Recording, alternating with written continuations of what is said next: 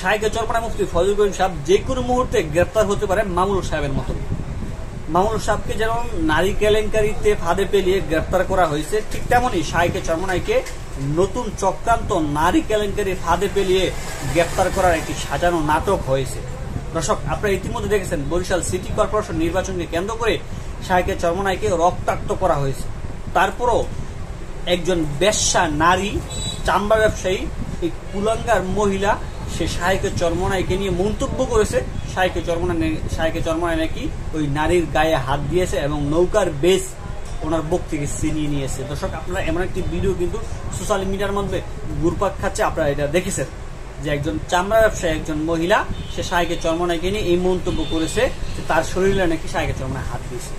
দর্শক, Barishal city corporation নির্বাচনে কিন্তু আপনারা দেখেছেন যে কি পরিমাণ নৌকার সন্ত্রাসী বাহিনী, তারা হাত পাকার এজেন্ট এবং হাত পাকার প্রার্থী, হাত পাকার কর্মী সবাইকে কিভাবে তারা আহত করেছে। এমনকি এক পর্যায়ে শায়েখে চরমনাইকেও তারা রক্তাক্ত করতে তারা বিন্দু মাত্রা ভাবিনি যে এই যে একজন আলেম, সেই কথাও তাদের মাথার মধ্যে ছিল না। তারা শায়েখে চরমনাইকেও তারা রক্তাক্ত করতে বাধ্য হয়েছে। কি কারণে? শুধু একমাত্র অন্যায়ের বিরুদ্ধে প্রতিবাদ করার কারণে। দর্শক, শায়েখে চরমনাইকে কেন নারী কেলেঙ্কারিতে ফাঁদে ফেলিয়ে গ্রেপ্তার করবে? আপনারা জানেন মামুনুল সাহেবকে কিন্তু নারী কেলেঙ্কারির ফাঁদে পেলিয়ে তাকে একদম জঘন্যতম ভাবে তাকে মিডিয়ার মাধ্যমে উপস্থাপন করার চেষ্টা করেছে। ঠিক ওই রকমই কিন্তু শায়েখে চরমনাইকে এই নারী তার বক্তব্যের মাধ্যমে প্রধানমন্ত্রীর কাছে সে বিচার চেয়েছে যে তার শরীরে নাকি শায়েখে চরমনাই হাত দিয়েছে। নাউজুবিল্লাহ, আস্তাগফিরুল্লাহ। এই বক্তব্য যখন একজন শয়তান শোনে, শয়তান মনে একদম দ্বিধাদ্বন্দ্বের মধ্যে পড়ে যায় যে আরে এই কাজ তো আমিও তো এই কাজটা করতে পারতাম না, এই চামড়ার ব্যবসায়ী এই মহিলা কিভাবে এই কাজটা করল। শয়তান এই বক্তব্য শোনার পর মনে হয় পাশে দাঁড়িয়ে হাসে যে আমি যেই কাজটা করতাম তার চেয়ে উত্তম কাজ এই চামড়া ব্যবসায়ী বেশ্যা মহিলা করে ফেলছে।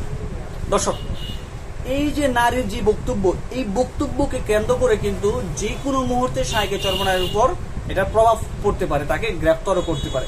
তাই আমাদের এই বিষয়টা নিয়ে বেশি বেশি এটার যে মিথ্যা তার প্রমাণ আমাদেরকে দিতে হবে এবং ইতিমধ্যে কিন্তু তার প্রমাণ হয়ে গেছে। আপনারা দেখেছেন সোশ্যাল মিডিয়ার মাধ্যমে যে এই নারী কমপ্লেন করেছে যে তাকে আক্রমণ করা হয়েছে এবং নৌকার যে লোক তাকে নাকি কাঁধে হাত দিয়ে এবং দুই হাতে এমন ভাবে চাপ দিছে যে চাপের কারণে উনি নাকি এভাবে ছটফট করতেছে। এমন একটি ডাহা মিথ্যা তহমত কিন্তু ওই নারী সে দিয়েছে এবং তারও কিন্তু ভিডিও প্রমাণ। শায়েখে চরমনাই ওই নৌকার লোকদেরকে কিভাবে সম্মান করে কাঁধে হাত দিয়ে সুন্দর করে বোঝানোর চেষ্টা করেছে, সেই ভিডিও ফুটেজ কিন্তু অলরেডি ভাইরাল হয়ে গিয়েছে।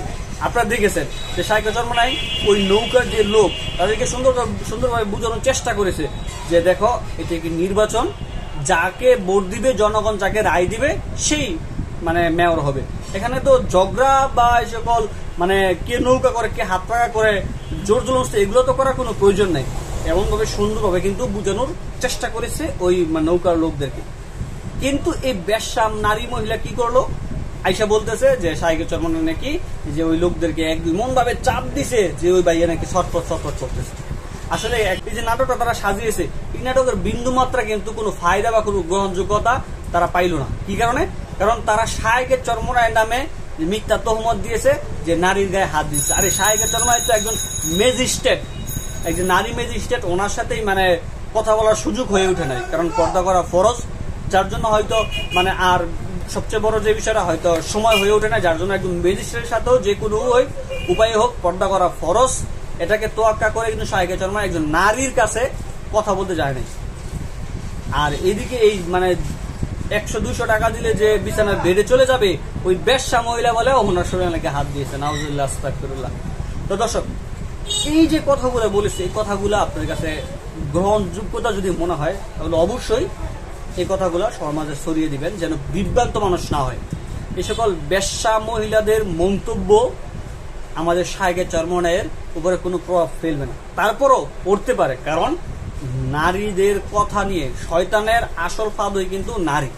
এই নারীর কথাকে কেন্দ্র করে আজ না হতে পারে কিন্তু ভবিষ্যতে এর কোনো প্রভাব পড়তেও পারে। তার জন্য আমাদের সতর্ক থাকতে হবে।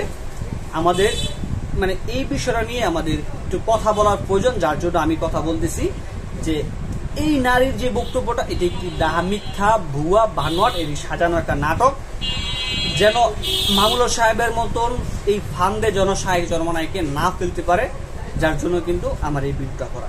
আর আল্লামা মামুনুল সাহেবকে কিন্তু যে মিথ্যা তহমত দিয়ে নারী কেলেঙ্কারি ফাঁদে ফেলে এটাকে গ্রেপ্তার করা হয়েছে, আমরা ইতিমধ্যে দেখেছি, সেটা কিন্তু বাস্তবে প্রমাণ হয়েছে যে না, মূলত ওনাকে তিনি বিয়ে করেছেন এবং তার বৈধ স্ত্রী, আমরা এমনটা নিউজ পেয়েছি। এই যে একটা মিথ্যা তহমত দিয়ে একটা আলেমের উপরে মানে মিথ্যা তহমত দিয়ে তাকে গ্রেফতার করা, তাকে মানে নারী কেলেঙ্কারি, মানে এইসব মিথ্যা তহমত দেওয়া, বিশ্রী ভাষায় কথা বলা একজন আলেমের সামনে কতটা নিকৃষ্ট হতে পারে। দর্শক, সেই সূত্র থেকে আমরা এই ভিডিওটা করা, যেন শাহেখ চরমনাইয়ের উপরেও যেন এরকম মিথ্যা তহমত না আসতে পারে।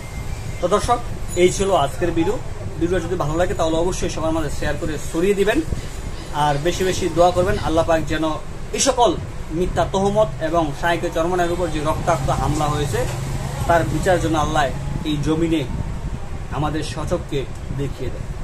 আজকের মতো বিদায়। আসসালামু আলাইকুম ওয়া রাহমাতুল্লাহ।